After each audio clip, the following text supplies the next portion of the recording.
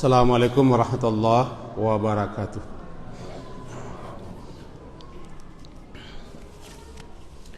Bismillahirrahmanirrahim. Alhamdulillah rabbil alamin. Alladzi khalaqal insana fi ahsani taqwim. Asyhadu an la ilaha illallah wa asyhadu anna Muhammadan abduhu wa rasuluh. Allahumma salli ala Muhammad wa ala ali Muhammad. Setelah salat zuhur tadi kita telah menjelaskan serba ringkas, yang antara lain kesimpulannya adalah bahwa Nabi SAW di dalam salat sunat fajar beliau membaca di rakaat pertama Qul ya ayyuhal kafirun, dan di rakaat kedua Qul huwallahu ahad. Dan ada juga dibaca surat Al-Baqarah dan surat Al-Imran. Kemudian kesimpulan berikutnya, beliau sangat-sangat sekali menjaga, memelihara namanya asyadda ta'ahudan, sangat-sangat sekali memelihara, menjaga salat sunat fajar sehingga beliau tidak pernah tinggalkan. Disebutkan bahwa lahuma ahabbu ilayya minad dunya jami'a. 2 rakaat salat sunat fajar itu, kata beliau sallallahu alaihi wasallam, ahabbu ilayya, lebih aku cintai, lebih aku sukai daripada dunia semuanya. Maksudnya begitu tinggi nilai fadilah, keutamaan, keistimewaan salat sunat fajar dibanding dengan apa yang beliau peroleh di dunia ini, sehingga dikatakan khairum minad dunya wa ma fiha. 2 rakaat salat sunat fajar itu lebih baik daripada dunia dan apa saja yang ada dalamnya, sehingga lam yakun yada'uhuma abadan, beliau tidak pernah tinggalkan salat sunat fajar. Kira-kira itu kesimpulannya. Kemudian timbul pertanyaan, apakah boleh kita membaca surat-surat lain ketika salat sunat fajar? Sebenarnya tidak ada larangan. Dibolehkan surat apa saja, ayat apa saja. Bahkan dalam kitab I'anatut Talibin, ini kitab bermazhab Syafi'i, juz 1, disebutkan di situ bahwa siapa yang mendawamkan selalu atau terus-menerus di dalam 2 rakaat salat sunat fajar itu membaca alam nashrah laka sadrak di rakaat pertama dan alam tara kaifa fa'ala rabbuka bi ashabil fil di rakaat kedua, zalat anhu illatul bawasir, dia akan terhindar daripada penyakit ambien, bawasir. Begitu penjelasan dalam kitab itu. Bahkan disebutkan juga lam yara syarran dzalikal yaum asla, ia tidak akan melihat keburukan, kejelekan sama sekali pada hari itu jika dia subuhnya dalam salat sunat fajar membaca alam nashrah di rakaat pertama dan alam tara kaifa di rakaat kedua. Juga di kitab yang sama disebutkan begini, lam yusibuhu fi dzalikal yaum alamun, tidak akan ditimpa sedikit pun oleh suatu bencana, suatu musibah di hari itu berupa penyakit. Kata sebagian ulama, bahwa ini siapa yang salat sunat fajar membaca alam nasrah dan alam tara kaifa fa'ala rabbuka biasfil, dia tidak akan merasakan penyakit di hari itu. Ini tidak ada dasarnya, kata sebagian ulama. Dan menurut Imam Al-Ghazali yang terkenal itu, beliau menjelaskan dalam kitab beliau Wasailul Hajat bahwa kusirat anhu yadu kulli aduin walam yaj'al lahum alaihi sabila. Masih penjelasan itu. Sianan membaca di rakaat pertama alam nashrah laka sadrak, dan seterusnya. Di rakaat kedua alam tara kaifa fa'ala rabbuka bi ashabil fil sampai selesai. Kusirat anhu yadu kulli aduin, bahasa kitanya lah, dijauhkan dari orang itu setiap musuh yang hendak mengganggunya. Kusirat anhu yadu kulli aduin, dijauhkan, dihalangi setiap musuh yang ingin mengganggunya. Walam yaj'al lahum alaihi sabila, dan tidak ada peluang, tidak ada jalan bagi musuh untuk mendatanginya. Kata beliau, hada sahihun mujarrabun la syakka fiha. Ini benar-benar terbukti, tidak ada sedikit pun keraguan apa yang telah dialami oleh orang saleh-saleh dulu, kata beliau. Silakan rujuk kitab itu. Nah, kembali kita kepada yang tadi. Andai ada orang yang melazimkan, misalnya dalam 2 rakaat salat sunat fajar alam nasrah dan alam tarakai, dengan berkeyakinan seperti ini, sebagaimana tercantum dalam kitab I'anatul Talibin juz 1 halaman 246 dan 247. Lalu dia yakin dilazimkannya surat itu, yakin dia bahwa dia tidak akan ditimpa penyakit ambeien atau bawasir ya. Juga dia tidak akan mengalami gangguan musuh dan tidak akan melihat kejahatan-kejelekan di hari itu. Karena ini tidak ada dasarnya daripada hadis Nabi, cuma pendapat para ulama, ya kita serahkanlah kepada Allah Subhanahu wa taala. Saya orang yang tidak alim, yang tidak sampai ilmu saya ke situ, hanya bisa berkata kita tidak berani membantah para imam-imam besar ini. Beliau ahli fikih, luas ilmunya, mengarang kitab banyak, termasuk I'anatul Talibin yang dipegang oleh sebagian ulama-ulama Indonesia, dan pesantren-pesantren terkenal di Indonesia memegang kitab ini.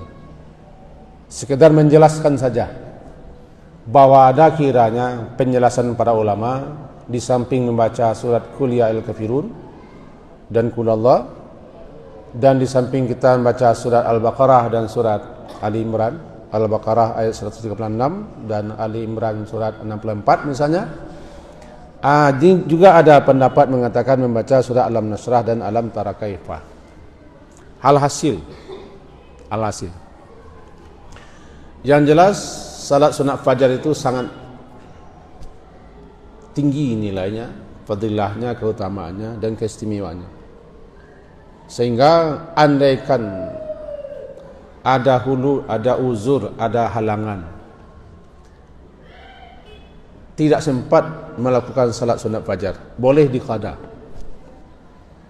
Kapan diqadanya? Setelah matahari terbit 2 rakaat. Itu dijelaskan berdasarkan hadis itu. Bahkan andaikan tadi begitu istimewanya, di mana Nabi SAW menurut para ulama-ulama, kalau beliau dalam keadaan safar atau bermusafir, beliau tidak ada melakukan salat-salat sunat rawatib. Yang rawatib adalah salat-salat sunat yang mengiringi salat fardu rawatib. Asal katanya ratibah. Ratibah itu yang selalu, yang terus menerus. Jadi dikatakan rawatib karena salat itu selalu terus menerus dikerjakan mengiringi salat fardu. Ada qabliyah, ada ba'diyah. Qabliyah sebelum dan ba'diyah setelah. Ada muakkad, muakkadah, ada ghairu muakkad. Menurut para ulama, salah satunya Ibnu Qayyim al-Jauziyah, bahwa Nabi SAW ketika beliau bersafar tidak ada melakukan rawatib. Tidak ada. Yang ada salat sunat mutlak dan salat sunat lain yang tidak rawatib. Kecuali salat sunat fajar. Ini menekankan berarti salat sunat fajar sangat penting, sangat utama, sangat istimewa, sehingga Nabi tidak meninggalkan. Ada 3 salat sunat yang disebutkan Nabi tidak meninggalkan. Pertama salat sunat fajar, 1. Yang kedua witir. Yang ketiga salat malam, yang terkenal dengan qiyamul lail atau tahajud itu. 3 ini. Inilah salat-salat sunat yang tidak ditinggalkan Rasulullah. Kalau rawatib dalam perjalanan tinggalkan. Itu pula ada yang memahami ketika haji di Arafah, ketika orang haji berada di Muzdalifah, ketika orang haji berada di Mina, tidak ada rawatib. Tidak ada rawatib. Karena orang sedang safar. Malahan di Arafah sendiri salat zuhur dan asar itu dijamak dan kasar malahan. Masuk waktu zuhur di tanggal 9 Zulhijjah di hari Arafah mulai khutbah dulu.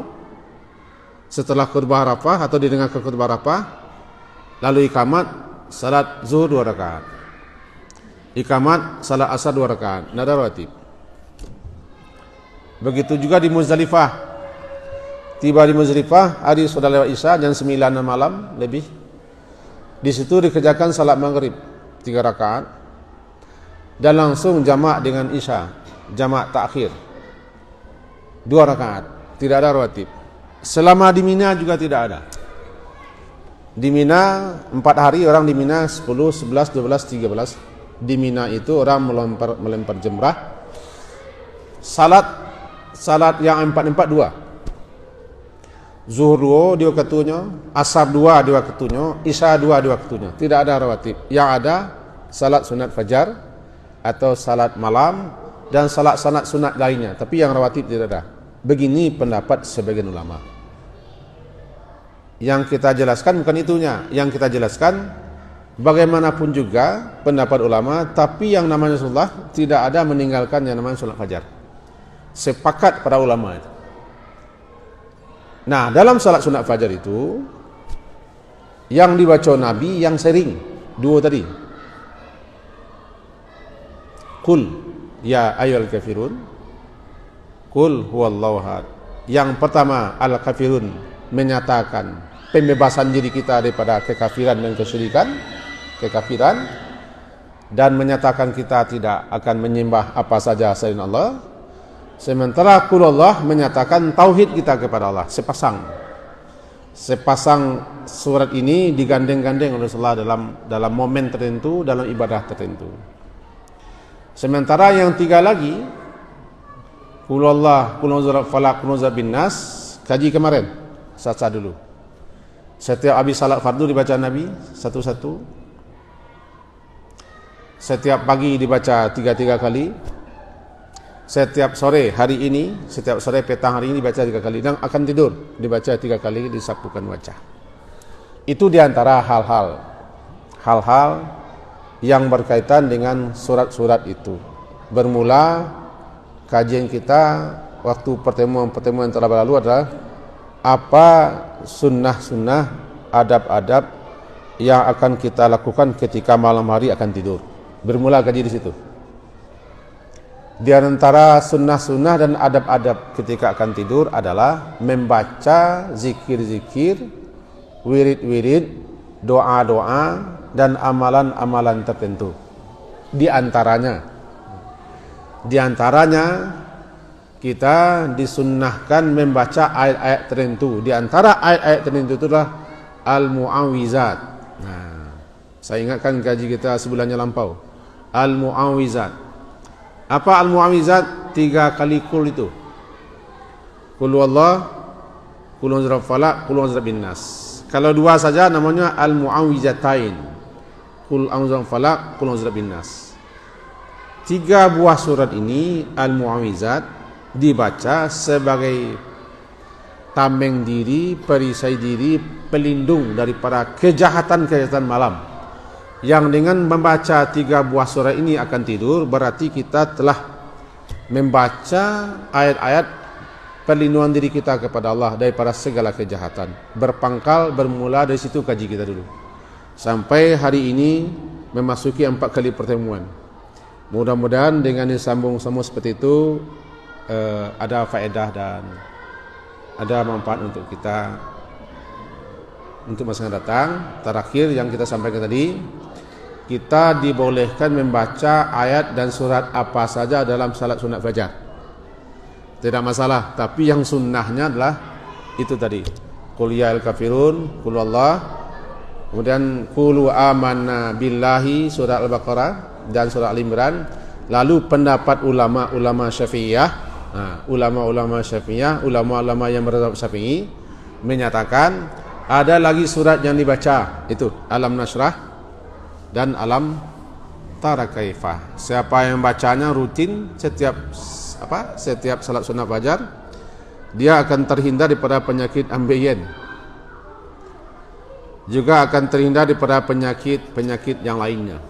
Bahkan musuh-musuh tidak akan bisa mengganggunya dan mendatanginya. Rujuklah kitab itu. Bahkan kiai terkenal di Jawa yang sudah wafat, Mbah Maimun pun menjelaskan seperti itu. Saya rasa sampai situ, semoga berfaedah dan bermanfaat. Diakhiri dengan subhanakallahumma bihamdika asyhadu an la ilaha illa anta astaghfiruka wa atubu ilaik. Sallallahu ala Muhammadin wa ala alihi washabihi ajmain. Alhamdulillah. Assalamualaikum warahmatullahi wabarakatuh.